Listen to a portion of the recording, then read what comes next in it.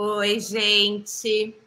Vamos começar a nossa quarta temporada do Formobile no Sofá. Sejam muito bem-vindos. Essa temporada é um patrocínio da Arte Etílica e da Brasmacol.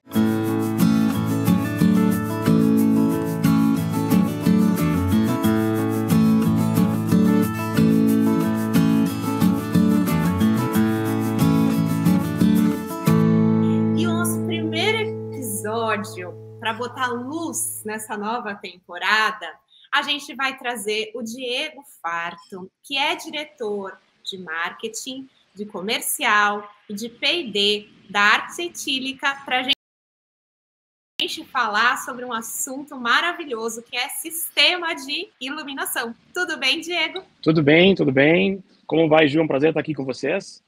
Seja muito bem-vindo. Muito obrigado. Grato a todos pelo convite também. É um convite que traz um ponto de virada de página, porque a gente vai falar de um tema que todos nós temos curiosidade, né? Bastante, Diego. Iluminação, assim, né? É um assunto que evoluiu muito rapidamente nos últimos anos, né? E aí, eu queria que você contasse um pouquinho dessa evolução para a gente relacionada aos móveis, iluminação junto com os móveis. Bom, vou te contar que assim, a Arte Etílica, ela é uma empresa já que está indo para o... Ela foi fundada no ano 2000, né? E eu entrei na sociedade da empresa a convite de um amigo que é bem conhecido do ramo, que é o Kleber, né? Que é um dos diretores e designers da Zen, né? E ele me fez um convite, nós estávamos sentados tomando um café num dos momentos da feira do Salone, e ele me fez o convite, né? Me fez o convite para entrar no lugar dele, porque a Zen estava crescendo, e para entrar de sócio com o irmão dele, que era o André, né? Que hoje é meu sócio. Isso nós estamos falando lá em 2006, final de 2005, 2007, quando realmente começaram a se apontar a sair o LED, sair do âmbito daquele LED indicativo, né, que era uma composição de fósforo, onde tinha aquele LED indicativo nos televisores, aparelhos parabólicas, internet, era o LEDzinho, aquele indicativo vermelho, azul, ele passa a ter cor, sempre com uma nuance de cor um pouco azulada, né? Que se nós fôssemos falar hoje em temperatura de cor, ele chegaria quase a uns 8.000 K, né? Então, começou a surgir quando surgiu esse convite, né? Eu fui para a Itália para fazer uma pesquisa para ver o que era esse tal de LED no mobiliário. E começavam a aparecer, o LED começou a aparecer em algumas cabeceiras de cama com lente, começou aquelas arandelas articuláveis, começou a aparecer alguma coisa assim de uma empresa alemã. Então, quando eu voltei para cá, eu sentei na mesa com o meu sócio André e disse: André, vamos fazer uma luminária com esse tal de LED, né? O que tinha era um LED que até um pouco tempo atrás se chamava LED chuveirinho, né? Então, e a gente teve a ideia de montar ele numa trilha. Já tinha uma empresa brasileira fazendo um pequeno spot, né? E esse pequeno spot era colocado sobre uma placa, tudo manual, não existiam equipamentos para isso no momento. E aí surgiram as primeiras luminárias, as primeiras strings de LED com esse LED PTH colocado. Então foi uma discussão se aquilo durava, se aquilo não durava. Ninguém cogitava se era a luz certa, ou se era a luz errada, ou se aquela luz ia acompanhar o ciclo circadiano, aonde a gente colocava, porque o LED não gasta nada. Não, na época ele não gastava nada em comparação com uma lâmpada incandescente, né? Que nós transitamos da vela para as lâmpadas de incandescentes, depois as de vapor de mercúrio com alta potência, né, que usadas na iluminação de praças, iluminações de ruas, para depois entrar nas lâmpadas fluorescentes, que essas sim eram, para o meio ambiente, aquilo era terrível, né? E aí depois começam a surgir o LED, então, no tal do mobiliário, né? E aí a gente chegou onde a gente chegou. Isso, hoje então, é a evolução. Então, calma, a gente está falando de 2005, Diego? De 2005 para cá que a coisa começou a surgir com mais... A arte etílica começou sua produção em 2007, na parte de LED. Né? Então, já existiam estudos na Europa, mas muito pontuais, não era uma coisa difundida a nível mundial, né? Muito, muito, muito interessante. E quando que foi, Diego, que o LED começou a ser pensado nas temperaturas de cor que não 8.000 Kelvin, pelo amor de Deus? Demorou muito. Eu não me recordo muito bem quando foi a transição, mas assim, demorou muito para o LED, o próprio H, que esse era com fósforo, para tirar a conotação de azulado dele, tentar tornar ele o mais branco e cristalino, e depois se conseguiram temperaturas de cor próximas dos 3.000 K. Então, o LED depois ele passou a ser SMD, porque todo projeto tem uma evolução, e toda evolução quer tirar a mão de obra e tornar os equipamentos, porque são mais confiáveis, não tem dor de barriga, eles não faltam. Então, os equipamentos vieram a suprir isso, e velocidade começou a aumentar muito o consumo do LED. Quem puxou muito foi a indústria automobilística, né? A indústria automobilística, ela foi responsável pela evolução do LED. Depois começaram a surgir empresas como Nishia e Creed, né, que são os monstros, né, na produção de LED. A Nishia, ela é japonesa, né? Então eles começaram a apresentar evoluções muito grandes e LEDs com range. Eu podia botar aqui, tem algumas unidades de medida, que é a miliamperagem, então LEDs com range, eu posso botar de tanto a tanto, é como se a gente desse mais ou menos potência no LED para dar mais ou menos brilho. Então essa evolução ela foi realmente revolucionária, porque se saiu de uma colocação manual para um equipamento de SMD, é um centro de usinagem que coloca componentes na placa. Então foi uma evolução realmente bem significativa. Hoje nem se pensa em outro LED a não ser colocado por equipamentos, né? E explica para a gente, Diego, o que é LED PTH? O PTH, todo componente eletrônico PTH é aquele componente que tem perninhas, que eu preciso soldar ele sobre uma placa e depois eu corto e soldo. Né? Ainda existem componentes em PTH, como, por exemplo, o sensor Spiro, né? Que é o sensor, é o olho que capta aquele sensor de movimento. Ainda existe muito no mercado, ele na condição PTH. E o SMD foi a tecnologia de inserção sobre uma placa, você bota estanho, e você bota numa CNC, ela insere, você faz uma serigrafia, como se fosse uma camiseta. Eu pego a minha placa, eu desço minha serigrafia, passo a serigrafia, eu passo estanho, depois eu vou para o equipamento ele faz a inserção de peças, essa inserção de peças depois vai para um forno. Porque uma coisa bem interessante é que a gente tem um cuidado muito grande com a questão da soldagem, né? Vou fazer uma palhinha que eu acho que vale a pena a gente transitar pela parte técnica, né? Nós temos um cuidado muito grande, e não só nós, como empresas reconhecidas no Brasil e no mundo inteiro já utilizam desse cuidado. Quando você coloca uma placa, você coloca... são vários componentes que vão numa placa, né? São semicondutores de todos os tipos, tem CIs controladoras, tem redutores de potência, tem amplificadores de potência e assim por diante. Quando você coloca ele no forno numa temperatura só, o que acontece muito com produtos de baixa qualidade, eles não têm esse cuidado de cada produto, cada componente vem com um DNA, chamado na eletrônica como datasheet. Esse datasheet, ele possui todo o DNA e a construção técnica e os limites que aquele componente foi desenvolvido. Então, quando você joga isso num forno, por exemplo, você acaba colocando ele na temperatura de fusão para que ele foi desenvolvido. Quando você bota uma temperatura homogênea, é que nem fazer um bolo. A mesma coisa, eu coloquei meus ingredientes, um bolo de chocolate com cenoura, ele vai ter uma temperatura, o outro vai ter outra, eu vou colocar diversos elementos que se diferem na temperatura e o tempo de que ele está exposto. Então, na placa é a mesma coisa. Então, o que acontece? Quando você coloca isso no forno, você não cria microtrincas. Se você não solda direito, ele cai. Se você, isso pode acontecer na trajetória, né? Porque depois eu posso explicar um pouquinho mais na trajetória do componente eletrônico da vida útil e os tempos são que ele fazem as perdas, né? Então, voltando lá para dentro do forno, e se eu elevar demais a temperatura, ele vai soldar, mas vai soldar muito. E vai criar microtrincas. E essas microtrincas, elas fazem com que a energia falhe.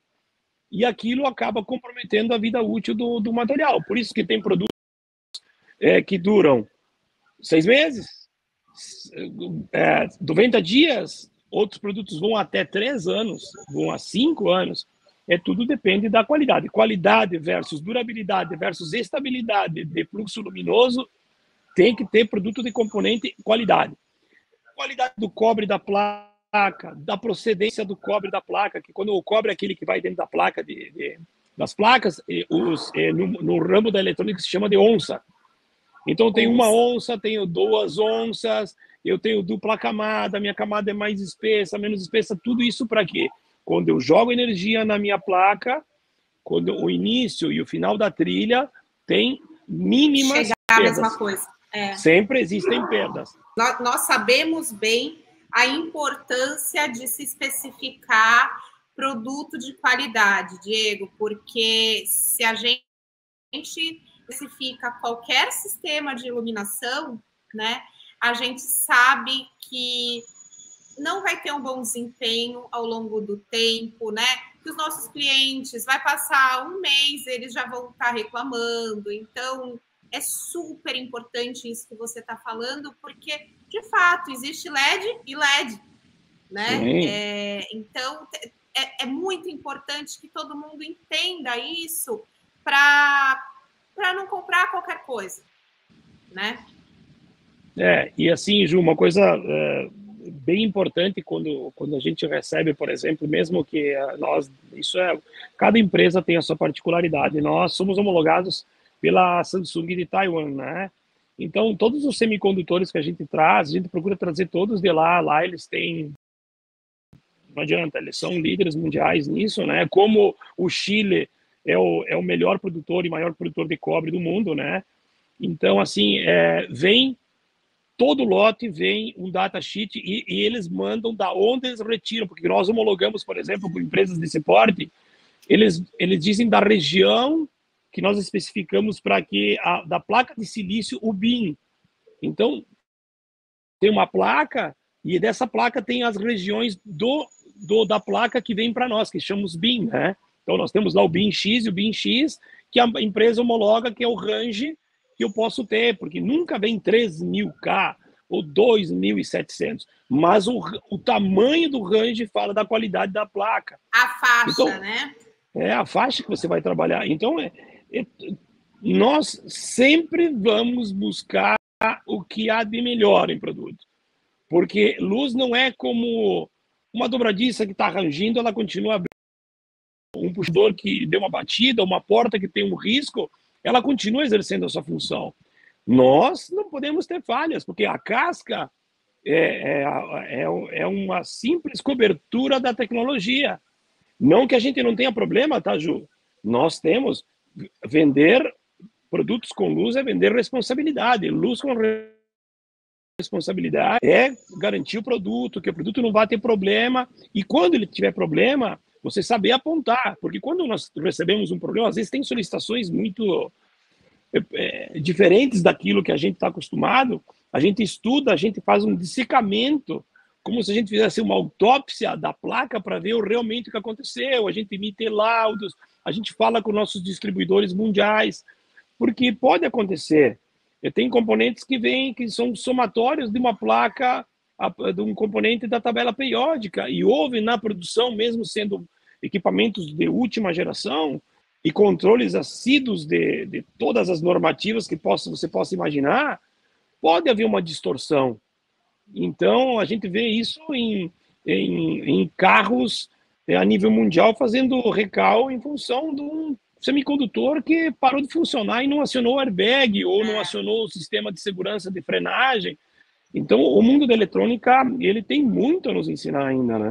É muito bom saber de todos os cuidados que vocês tomam, porque, de fato, vender sistema de iluminação não é vender um simples LED, né? É você também vender esse conforto lá para o cliente final, né? Lá na ponta, né? Que faz toda a diferença, né? Na sua casa, no seu escritório. E falando em casa e escritório, Diego, eu queria entender se tem diferença, né? De sistemas de iluminação para residência, para comercial. Vocês têm alguma linha específica? Ou um é mais usado num tipo, outro é mais usado em outro? Fala um pouquinho para a gente sobre isso. Ah, que ótimo. Eu ia entrar nesse conteúdo. Parece que o alinhamento está funcionando. Estamos conectados, que é a nova palavra do momento, estar conectado. Olha só, Ju, olha só, o que eu vou te falar assim, ó. Nós procuramos seguir normativas, né? A NBR, né? A 5413, ela nos regula para ter o entendimento para que todo mundo busque. Eu sei que muita gente não vai nem saber que existe isso, mas sim, existem normativas, porque as normativas elas falam do como não prejudicar, primeiro, a nossa parte ocular, né, para não prejudicar o cristalino, para evitar desgaste do músculo da retina.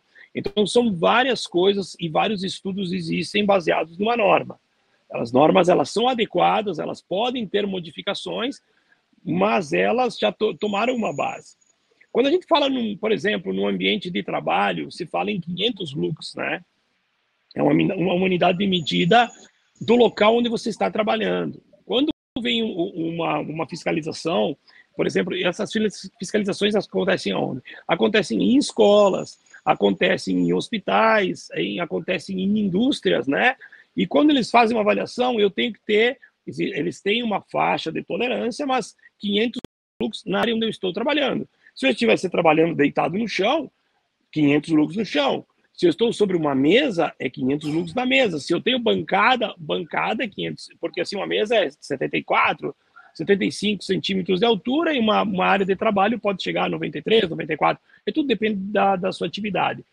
Existem estudos mais apurados que existem empresas que elevam um pouco isso, chegando a quase 1000 lux em equipamentos, injetoras, fresadoras. Então, tudo depende muito, mas existe sim uma normativa que nos defende e que nos ajuda a compor os ambientes. E aí, se for para mais, vamos voltar nos 500 lux. Se tiver 1000 lux, vai ficar desconfortável?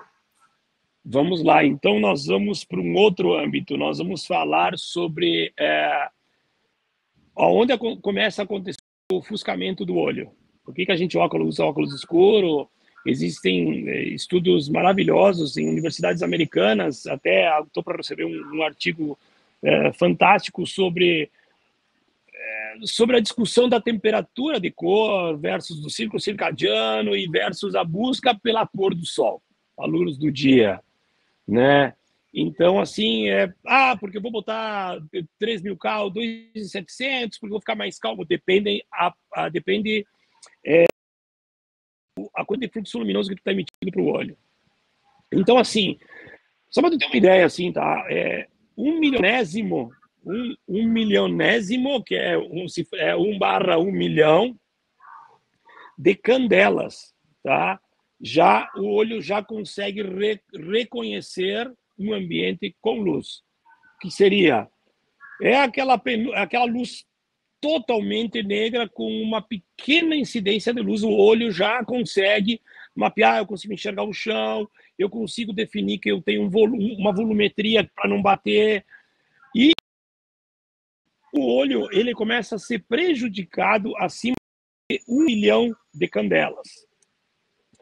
Então, isso é bastante, né? Para você ter uma ideia, eu estava fazendo uma conta hoje com o meu sócio, né? Que a gente está num projeto e o cliente entrou ele teve um nível de exigências, assim, Ju, quem não errou em colocar muita luz num banheiro? Sim, não, pera, eu não vou fazer uma cirurgia dentro de um banheiro. E assim, então existem coisas onde a gente consegue ter uma ideia. Existem referências watts versus lumens. Depende da qualidade do LED, eu posso ter menos consumo e mais fluxo luminoso, mas existem ideias, né? Existem números que aproximam a gente de uma realidade. Se num banheiro eu preciso de 150 lux, que a gente se baseia pela norma, certo? O ambiente, 150 lux. Se eu falo em 150 lux, eu vou falar... Eu fiz uma conta aqui para a gente, 16 metros quadrados da área de um banheiro. É um banheiro... Banheirão. Um banheirão, né? Banheirão. 16 metros quadrados, que é sempre a regra é metro quadrado versus lux. Eu vou ter uma numerologia. Eu vou ter lá 2.400 lux. Quando eu falo em 2.400 lux, aí eu vou escolher, eu vou pegar a luminária da Artetílica que tem, ou uma fita de LED que tem 450 lumens. Vamos pegar uma fita de LED reconhecida no mercado, eu não vou falar nomes aqui porque nós temos vários parceiros, ficaria chato. Temos parceiros da arquitetura fortíssimos também nesse segmento, né? A gente não fabrica fita, mas a gente tem parceiros que respeitam todos esses quesitos que nós falamos de qualidade dentro da normativa, mas vamos falar de uma fita de 6 watts de consumo, 450 lumens por metro. Se eu fizer a minha conta, eu vou ter lá, dividir por 450, eu vou precisar de 5 lâmpadas de 450, que são de lá, uma lâmpada de 450 seria de 6 watts, de 6 a 9. Então essa é uma conta. Bom, eu quero um efeito de espelho. Hoje os espelhos, assim, infelizmente, ainda tem muito que aprender sobre luz frontal, né? A luz equivocada e a luz não posicionada de uma forma certa... Você não consegue nem se enxergar. Exato. Então, tem light designers muito competentes falando no mercado que eu sou assim apaixonado pela forma como eles tratam com a luz, né? Porque é um tema muito interessante. Então, é a luz frontal, eu estou trabalhando, não posso estar com a luz atrás de mim, eu tenho que estar lá com a luz em cima de mim. Eu tenho que tomar muito cuidado, porque hoje 25 mil candelas eu já começo a ter ofuscamento.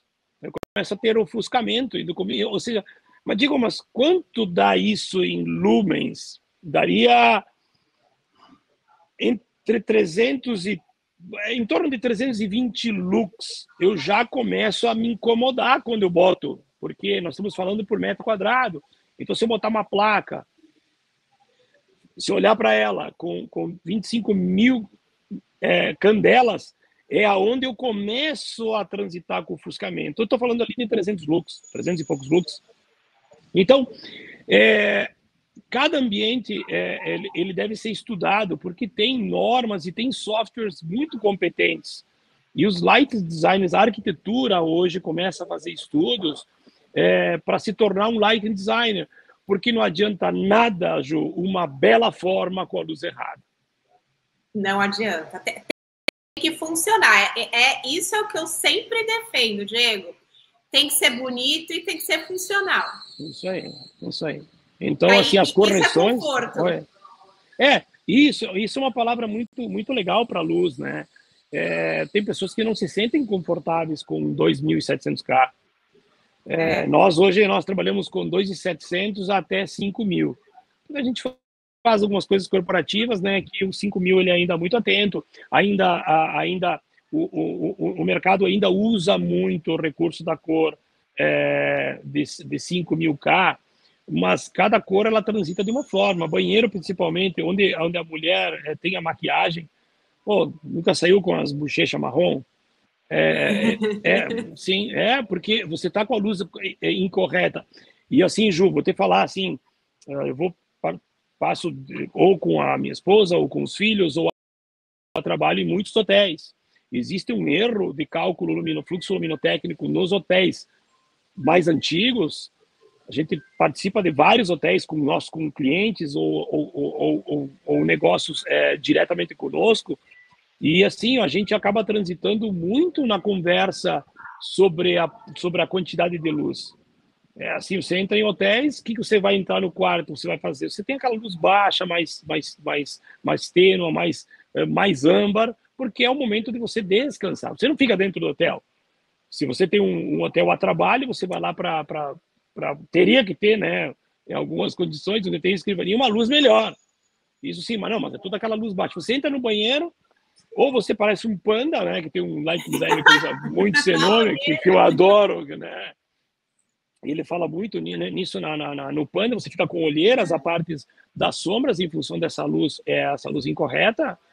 Então, o ambiente de estudo, o pé direito, se eu tenho mais vidro, eu fazer um ensaio pelo ábaco, né, na época que eu estudava, que eu tenho quase o final de um curso de arquitetura e de engenharia mecânica. Então, eu transitei nos dois lados, né? Então, quando estudávamos o ábaco de insolação, dependendo da posição do ambiente, não é da casa, assim, do ambiente que ele está, se eu estou no quarto, na cozinha, se eu tenho um escritório, eu tenho que ter cuidados, eu tenho que ter a persiana também, ela incide. Quando a gente fala em LED no ambiente, assim, a gente se preocupa, parece que a gente se preocupa só com o LED. Não, a gente tem que entender que existe uma harmonia entre a entrada da luz solar, existe a difusão que é a persiana que eu utilizo, que o meu mobiliário, hoje tem uma coisa que está acontecendo hoje muito interessante, que os arquitetos, os especificadores de luz, eu diria, o arquiteto, o lighting design, precisa se preocupar que o mobiliário tem que fazer o casamento com o resto do ambiente. Aí pega uma empresa como a nossa, que se preocupa, e como muitas outras, se preocupam com ser uma luz fidedigna, ter uma luz correta, a quantidade de luz para o ambiente, mas aí nós temos uma iluminação totalmente distorcida no contexto do ambiente. Eu falo que, assim, a gente tem que resolver, né, o layout do lugar, né? Isso envolve onde vai ficar cada coisa. A gente tem que pensar na marcenaria, e aí vem a iluminação que está conversando com tudo, né? Porque antes, né? E algumas vezes isso continua, lança-se uma iluminação geral e depois faz-se o resto, né? E a iluminação não fica conversando com os móveis, com o mobiliário, não conversa com a decoração. Isso é um tiro no pé, né, Diego? Tiro com certeza. no pé, porque mata-se tudo. Mata-se a iluminação, mata-se a marcenaria, mata-se a decoração. As coisas precisam se conversar, né? Agora, tem uma coisa que todos os meus clientes me questionam e eu quero ouvir de você o que você acha. Todos eles me perguntam assim, Ju, tá, eu vou colocar um sistema de iluminação em LED, mas e se queimar? Como que eu faço para trocar? Não é muito mais difícil que uma lâmpada? Sim, esse é um tema cultural, né? Da tradução da lâmpada, né? A lâmpada eu vou no mercado, eu vou no posto, hoje até numa farmácia acho que tem lâmpada. Eu faço uma substituição, né?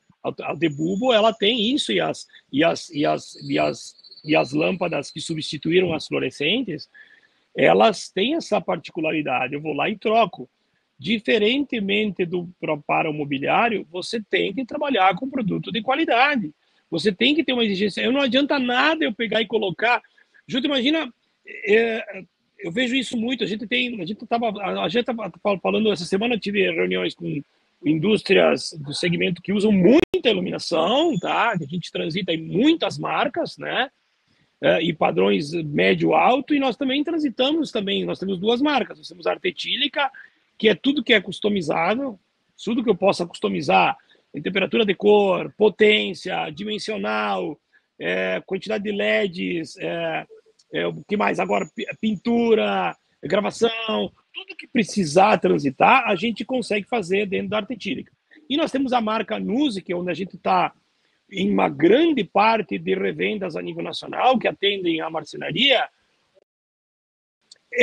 todos eles, independente se eu falar das linhas high-bay do Brasil, das linhas mais altas do Brasil, até uma simples marcenaria, tem que buscar qualidade, porque se você pegar ali em São Paulo, capital, comprou uma luminária, botou num apartamento em Santos, ou foi até uma casa no interior, o problema que eu causo, o transtorno que dá por eu pagar um pouco a mais um produto que tenha valor, e esse valor esteja versus qualidade, versus durabilidade, o transtorno que acontece para você fazer toda uma desmontagem ou tirar tanto o montador de loja, o industrial, o marceneiro se deslocar às vezes 100 e poucos quilômetros para trocar uma luminária que queimou, uma fita que o módulo não funciona, ou um sensor que deixou de cumprir a sua função. Então, tudo está atrelado à qualidade, né? A gente precisa entender que sim. E quando a gente fala no ambiente, que vocês falou antes, né? O ambiente, nós temos que pensar que assim, ó, não existe milagre na hora de fazer uma especificação luminotécnica. Não existe milagre. Podemos fazer ajustes. Tanto que a gente faz a obra, bota o mobiliário, tudo com projeto. Obra, mobiliário e iluminação, porque eu posso fazer ajustes. Eu botei com 30 graus, quero botar um 15 graus. Porque também é muito da sensação do usuário, né, Diego? Exatamente, esse é um ponto muito importante na luz. A luz, ela desperta emoções. Ou ela pode me deixar mais irritado, ela pode me deixar mais tranquilo, ela pode me deixar mais ligado, mas também ela me traz desconforto. Então, assim, é importante fazer um estudo luminotécnico e entender que a norma fala para ter a luz harmônica. Bom, agora eu vou colocar uma luz piso-teto para fazer de 15 graus. Isso não vai atrapalhar o ambiente, porque ela dá beleza e harmonia à luz que está difusa, né? Agora, Diego, estou aqui me coçando para fazer uma pergunta, e eu, inclusive, vou encerrar com essa pergunta, porque, infelizmente, o nosso tempo já está se esgotando, e eu poderia ficar aqui batendo papo com você até... Mas vamos falar... Até ficar escuro. Pessoal, mas vamos ter que fazer um outro episódio, então. Nossa, com o maior prazer, porque tem muita coisa para a gente falar. Mas você falou no comecinho sobre o Essalone. E aí eu fiquei aqui me coçando, né? Quais são as tendências de sistema de iluminação para mobiliário que você já pode abrir para a gente aqui antes do Essalone, para a gente brincar de luz? Assim, uma coisa que está muito forte, assim, formas e soluções para qualquer área, qualquer ambiente que a gente transitar hoje, tanto corporativo quanto residencial. O mobiliário hoje, sem luz, parece não ser mais um mobiliário, né? Isso é uma realidade.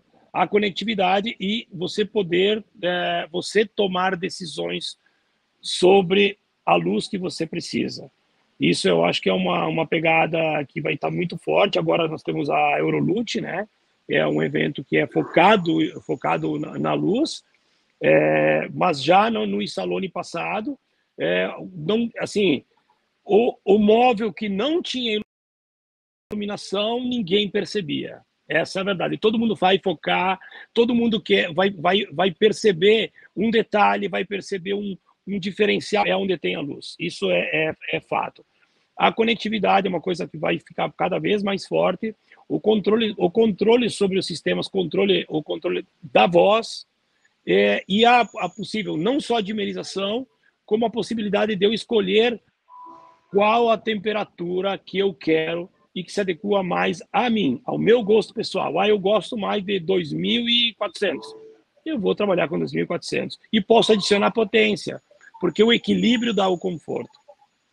Muito bom, muito bom.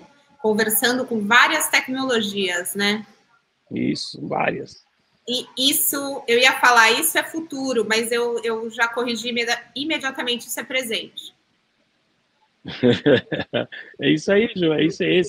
Esse é o nosso mundo. A arte etílica, quando a gente fala, parece que a conotação... O que é o nome da arte etílica? A arte etílica é a arte que embriaga no sentido do encantamento. Por isso que vem a palavra luz colada à arte etílica. Legal, sabia disso, gostei, gostei bastante, gostei muito. Diego, foi ótimo, muito obrigada por esse bate-papo. Eu acho realmente que a gente tem que continuar, porque luz é um assunto que encanta, é um assunto que embriaga. Mas no sentido do encantamento. No bom sentido, né? E que nós, arquitetos, temos muito interesse em saber, porque a gente sabe a diferença que isso faz nos nossos projetos, na vida dos nossos clientes. Então, quanto mais a gente sabe, mais a gente consegue oferecer coisas boas para os nossos clientes, né? Então, super obrigada. Da mesma forma. Espero que a gente troque mais. Da mesma forma, Ju, a gente está sempre à disposição aí, que vocês precisarem, contem conosco. Para nós é um prazer transitar nesse mundo que a gente gosta e é o que a gente sabe fazer. E, Diego, como que as pessoas acham vocês nas redes sociais? Como que elas buscam mais informações? Tanto pelo Facebook ou pelo Instagram, né? Você encontra a Arte Etílica lá e ela está passando. Vai ser legal se vocês transitarem agora, porque a gente está para mudar a página. Então, estamos para entrar num novo conceito. Nós estamos para apresentar novas formas de enxergar a luz e novos comportamentos. Estamos fazendo um trabalho já faz quase um ano e em breve vocês vão ter muita novidade coladinho na gente aí. Muito obrigada. Então, eu vou encerrar esse episódio e quero convidar vocês para assistirem essa temporada nova, que está com muita novidade. Quero ouvir vocês também, né? Perguntem, interajam com a gente, porque esse é só o começo de uma grande temporada que vem aí e que tem o patrocínio da Arte Etílica e da Brasmapol. Muito obrigada, gente. Até a próxima.